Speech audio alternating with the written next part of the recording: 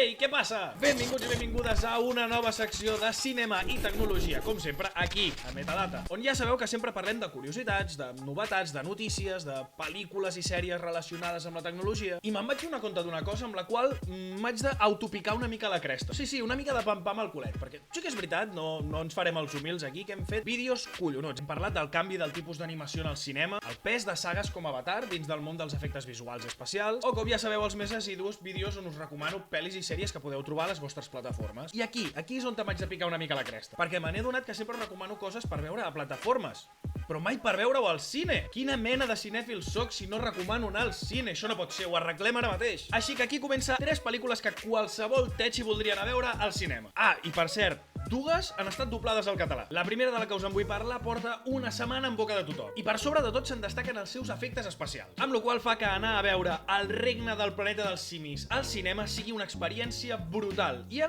més, hi ha arribat amb doblatge en català. De les 3 pel·lícules que us parlaré avui és l'única que he pogut anar a veure encara i no he dubtat ni un sol segon en ficar-la en aquesta llista, bàsicament per lo que us comentava, pel tema dels efectes especials. La història en si, bueno, no és res de l'altramont, està bé, no diré el contrari, algunes coses potser són un pèl esperables, però com a continuació de la saga anterior, em sembla que està molt a l'alçada i realment no t'està explicant res que no sigui interessant de veure. Però clar, el tema dels efectes especials és una altra història. La captura del moviment, la manera d'interactuar amb l'entorn dels personatges, ajuda molt que s'ha juntat amb una fotografia increïble, realment totes les imatges són bastant èpiques. I una cosa que vull destacar molt, perquè ho destacaven molt amb Avatar, no? Aquesta Avatar, l'últim secret de l'aigua, jo què sé, no me'n recordo com es deia. El secret de l'aigua, no? Bueno, total, que el que més s'elevava d'aquesta darrera Avatar és que havien desenvolupat una nova tecnologia que feia un salt de gegant pel que fa a la captura de moviment sota l'aigua. Doncs cal destacar que en aquesta, El regne del planeta dels simis, també ens hi trobem aquesta interacció amb l'aigua, no tant a sota l'aigua, però el que sí que volia destacar és la manera que actua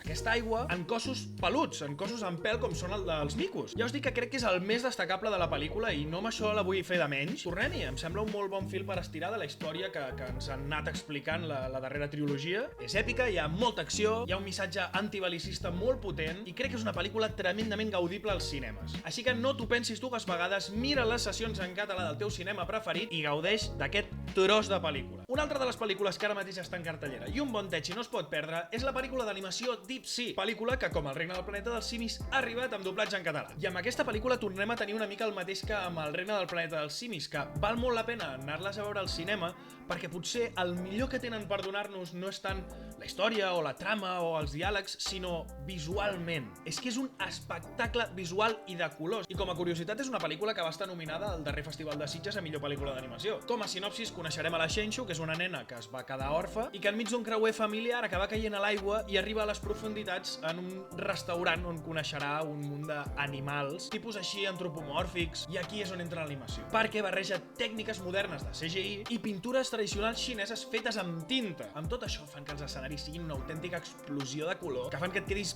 ben atontat davant la pantalla i per això us la vull recomanar que hi aneu al cinema a veure-la. Aquestes coses s'han de veure al cinema. I per dir-ho així una mica ràpid, diguem que la pel·lícula té un to una mica més Ghibli que no pas Disney. Recordem que ha estat estrenada amb doblatge en català, així que ja ho saps, revisa les sessions del teu cinema preferit i tria la pel·lícula doblada en català. I m'he deixat pel final la pel·lícula que més ganes tinc de veure ara mateix, i encara no hi he pogut anar. Es tracta de Fall Guy o L'Especialista, que és com ha arribat aquí. En aquest cas no està doblada al català, i en aquesta pel·lícula ens hi trobarem un esplèndid Ryan Gosling que està en un moment dolcíssim de la seva carrera i a una espectacular, com sempre, Emily Blunt. Crec que és molt interessant que veiem aquesta pel·lícula al cinema, perquè parla d'una part d'aquest que és bastant invisible i que està molt bé que es fiqui a primera plana, que són els especialistes de cinema. Gent que, vulguis que no, també està molt relacionada amb el tema de captura de moviments, pantalles verdes i efectes especials. A més, sembla ser que aquesta pel·lícula engalza molt bé el que és un to bastant còmic, alhora t'hi fica una mica de romanticisme, per tant tenim una comedieta romàntica, però també hi ha com una mena de part de thriller i de busca d'una persona perduda, perquè la premissa és bàsicament que la Emily Blunt és una directora de cinema i en Ryan Gosling és el doble d'acció de l'actor que protagonitza aquesta pel·lícula, interpretat per Aaron Taylor-Johnson. Doncs bé, Aaron Taylor-Johnson desapareix del rodatge.